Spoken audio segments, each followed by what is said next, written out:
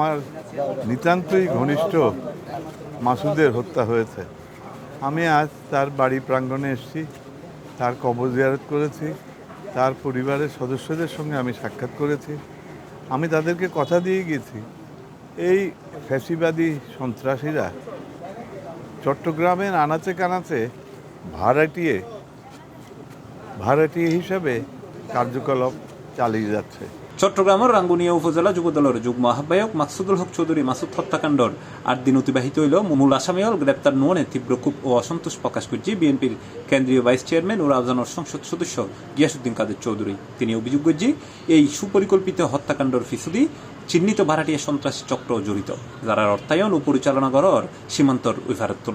আমি তাদেরকে কথা দিয়ে গেছি, এই ফ্যাসিবাদী সন্ত্রাসীরা চট্টগ্রামের আনাচে কানাচে ভাড়াটিয়া হিসাবে কার্যকলাপ চালিয়ে যাচ্ছে। এই কার্যকলাপ রোধ করার জন্য, বাধা সৃষ্টি করার জন্য আমি প্রশাসনের দৃষ্টি আকর্ষণ করছি। তারা চিহ্নিত সন্ত্রাসী, চিহ্নিত ভাড়াটিয়ে, তাদের কোথা থেকে পরিচালনা হয় এটা সরকারের তদন্তের মাধ্যমে বের করে নিয়ে আসতে হবে। আশা করি ইনশাআল্লাহ ইতি টানা হবে। শনিবার জুনের 20 তারিখ সকালে রাঙ্গুনিয়ার বেতাগীত নিহত যুবদল নেতা মাসুদুর খবর জিয়ারত ও শোক সন্তপ্ত পরিবারের সদস্য হলোর ফলে সাক্ষাৎ শেষে উপস্থিত সাংবাদিকদের প্রশ্নের জবাবে তিনি এসব কথা হয়।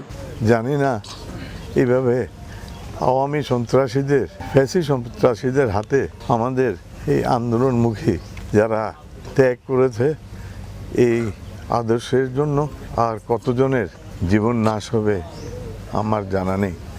তুমি আমি সকলকে ধৈর্য ধরার অনুরোধ করব এবং এই সন্ত্রাসী চক্রের যে কোনো কিছুর বিনিময়ে প্রতিরোধ গড়ে তোলার আহ্বান জানাবো। ইন্ডিয়া হত্যাকাণ্ডর 8 দিন পার হয়ে গেলেও মূল অপরাধী হল এখনো আইনুর আওতায় নয় নাই।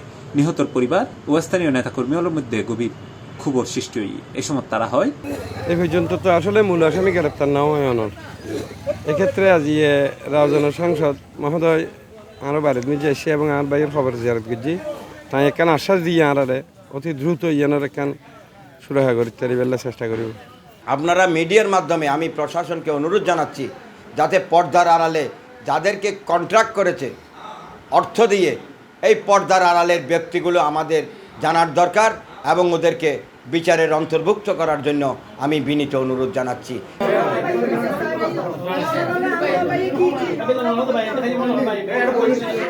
হৈরাকি গত জুনের 13 তারিখ 2-1.5 তারিখে রাউজান উপজেলার চুয়েট সংলগ্ন পারতলি বাজারত একটা নৃশংস হত্যাকাণ্ডের শিকার হয় যুবদল নেতা মাসুদ। একখান সিএনজি চালিত অটোরিকশার গড়ি আইনে সশস্ত্র কিছু যুবক গাড়ির নামে প্রকাশ্য দিবালোকে মাসুদুরে লক্ষ্য করি এলুপাতারি গুড়ি চালাই তার মৃত্যু নিশ্চিত করি ইতুন দায় হয়ে গেল। তবে এখন পর্যন্ত তারা খনিকারে গ্রেপ্তার করি না পারে পুলিশ। C+ TV, Chittagong.